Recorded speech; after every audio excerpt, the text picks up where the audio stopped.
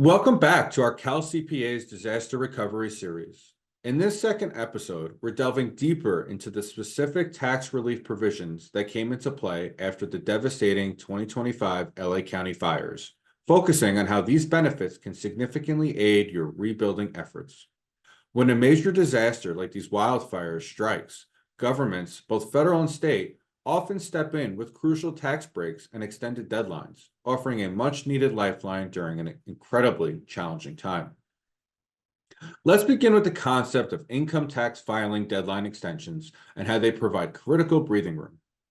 If your home or business is located within an area that has been officially declared a federally declared disaster area due to the 2025 LA County fires, the IRS typically responds by automatically postponing various tax filing and payment deadlines. For the 2025 LA County fires, both federal and California state tax authorities extended various tax filing and payment deadlines to October 15, 2025. This extension applies to tax-related obligations that were originally due between January 7, 2025 and October 15, 2025. This includes individual and gift tax returns, estimated tax payments for both 2024 and 2025, and various business tax filings, such as those for partnerships, corporations, and tax-exempt organizations. This extended period allowed affected individuals and businesses to prioritize their immediate safety and recovery efforts without the added burden and stress of impending tax deadlines. Additionally, the Federal Emergency Management Agency, FEMA, extended the deadline for wildfire victims in Los Angeles County to apply for federal aid and disaster unemployment assistance until March 31st, 2025. Beyond income taxes, in certain disaster-stricken counties within LA, there are also provisions for automatic deferral of property tax payments, offering relief on local financial obligations that can be substantial. It is absolutely crucial to have consulted the specific IRS news release and state tax authority announcements for the 2025 LA County fires to confirm the exact scope and duration of these extensions. Next, a powerful and strategic decision for individuals facing a casualty loss from the 2025 LA County fires is how and when to claim it for tax purposes. For a loss occurring in a federally declared disaster area, you generally have a unique and advantageous option. You can elect to deduct the loss in your tax return for the tax year in which the disaster occurred. For example, a 2025 wildfire loss claimed on your 2025 tax return. Or, and this is where the flexibility comes in, you can choose to claim that loss on your tax return for the immediately preceding tax year. For instance, if the 2025 LA County fires destroyed your home, you could choose to claim the 2025 loss in your 2024 tax return. For many, this might mean filing your original 2024 tax return to include the 2025 casualty loss. If your 2024 return had already been filed, you would then amend it to reflect the loss. This can be an incredibly powerful tool because by including the loss in a prior year's return, you might generate a quicker tax refund by offsetting income from that earlier year. This accelerated refund can provide much needed immediate liquidity and funds to kickstart your recovery efforts when you need them most. Your tax professional will be indispensable in helping you analyze which year offers the greater tax benefit, considering your income in both years and other factors. Now, let's explore some of the most beneficial potential tax benefits when you are replacing or rebuilding your home after the 2025 LA County fires and you happen to have a casualty gain. If your home was your primary residence and it was damaged or destroyed, two extremely important sections of the Internal Revenue Code come into play. IRC Section 121, the Principal Residence Gain Exclusion. This is a significant benefit for homeowners.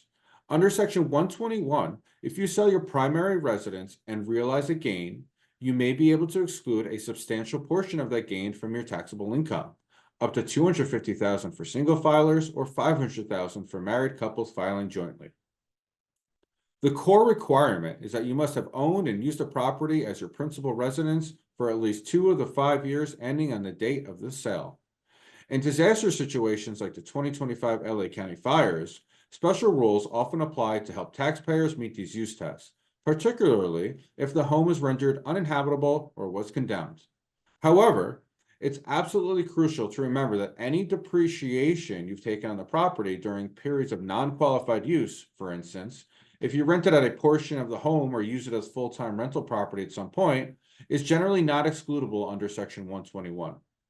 This portion of the gain, attributable to depreciation, would typically be recaptured as taxable income. IRC Section 1033, deferring gains from involuntary conversions. This section is especially relevant if you found yourself in the surprising yet possible situation of having a casualty gain, where your insurance proceeds exceeded your adjusted basis in the destroyed property following the 2025 LA County fires. Section 1033 allows you to defer recognizing that gain for tax purposes if your property was involuntarily converted, meaning it was destroyed in the wildfire, and you acquire qualified replacement property within a specified time frame. Essentially, if you reinvest those insurance proceeds into rebuilding or repurchasing a similar like-kind property, the gain isn't taxed at the time of the involuntary conversion. Instead, the basis of your new property is adjusted, and the gain effectively remains deferred until you eventually sell that replacement property. Specifically for victims of the California wildfires, the IRS in California typically allow an extended replacement period. Instead of the usual 2 years, you generally have 4 years from the end of the first tax year in which any part of the gain is realized to acquire or rebuild your new principal residence or contents. This extended period gives you much more time to navigate the rebuilding process without immediate tax pressure. It's also important to be aware of certain limits on deductions for casualty losses. While these losses can be significant, the deductibility for personal use property is subject to different rules for federal and California tax purposes. For federal income tax, due to recent changes, you no longer need to itemize to claim a casualty loss for your losses from the 2025 LA County wildfires. The loss is limited to the amount that exceeds $500 per casualty event, and the total deduction is not subject to the 10% adjusted gross income limitation, nor does it require you to itemize your deductions. For California income tax, the older rules still apply. The deduction for personal use property is subject to two main thresholds. First, the deduction is limited to the amount of loss exceeding $100 per casualty event. Second, and more substantially, the total deductible amount is limited to the amount that exceeds 10% of your adjusted gross income. Furthermore, you must itemize your deductions to claim the loss. These limitations mean that smaller or moderate losses might not result in a direct tax deduction, and even larger losses are only deductible above a certain percentage of your income.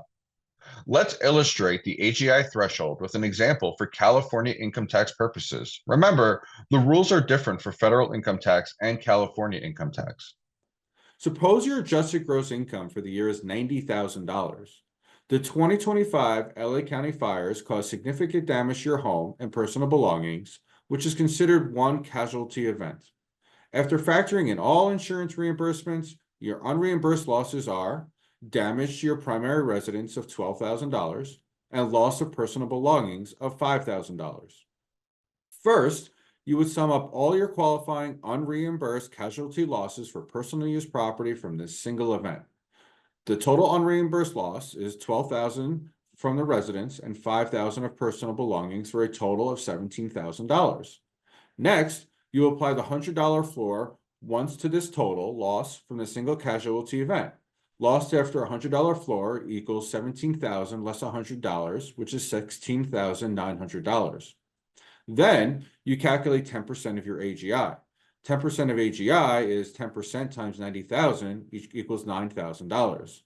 Now, you can only deduct a portion of your loss after the $100 floor that exceeds this AGI threshold. So in this case, the deductible casualty loss is $16,900, which is the loss after the $100 floor, less $9,000, which is the 10% AGI threshold. So the total deductible casualty loss is $7,900. So even though your actual combined unreimbursed losses were $17,000, you would only be able to deduct $7,900 on your federal income tax return due to the AGI limitation. This example highlights why these limitations mean that smaller or moderate losses might not result in a direct tax deduction, and even larger losses are only deductible above a certain percentage of your income. Navigating these intricate rules can be incredibly complex, and every individual's financial and property situation is unique. That's why working closely with a qualified and experienced tax professional is not just helpful, it's absolutely essential.